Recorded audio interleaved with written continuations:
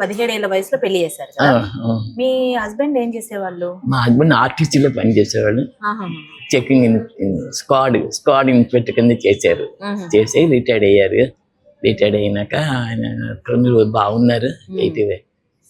2012లో పోయారు ఆయన. ఎంతమంది పిల్లలు మీకు? ఇద్దరమ్మా. ఇద్దరు.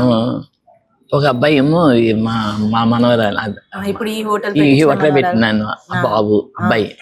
ఆ అబ్బాయి కూడా ఆర్టీసీలో పనిచేసేవాడు కొన్ని రోజులు. ఇంక ఇది పెట్టిన తర్వాత వాళ్ళ అమ్మాయికి సపోర్ట్ గా ఉంటున్నాడు. మా అమ్మాయి ఏమో సఫీల్గూడలో స్కూల్ రన్ చేస్తుంది. తనకి ఇద్దరు పిల్లలు.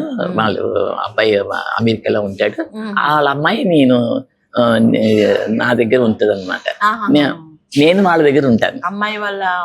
అమ్మాయి దగ్గర మీరు ఉంటారు? మనవరాల దగ్గర ఉంటాను. వాళ్ళ ట్విన్స్. ఆ అమ్మాయి ఏమో టైమ్ స్కూల్ టీచరు. వాళ్ళ హస్బెండ్ ఏమో నాంపల్లి ఏరియా హాస్పిటల్లో డాక్టర్. వాళ్ళ ఇద్దరు వర్కర్స్ కదా.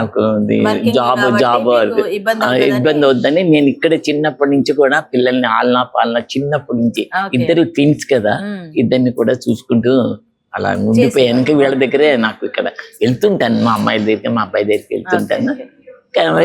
ఇక్కడ మాట పర్మనెంట్ గా ఇక్కడ ఉంటాను. ఫస్ట్ నుంచి వంటలు ఇష్టం అన్నారు కదా.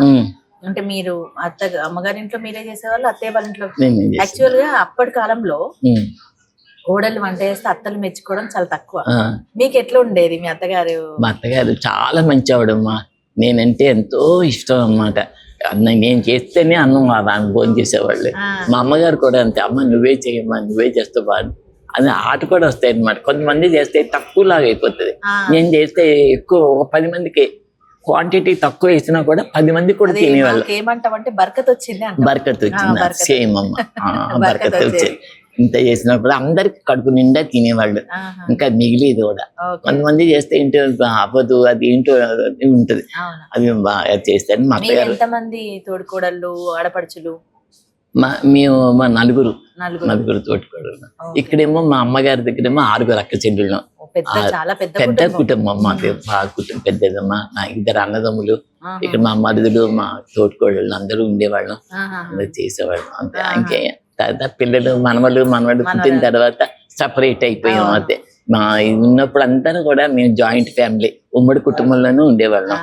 తర్వాత పిల్లలు పెద్దవాళ్ళు అయిన తర్వాత సపరేట్ గా వచ్చేసాం.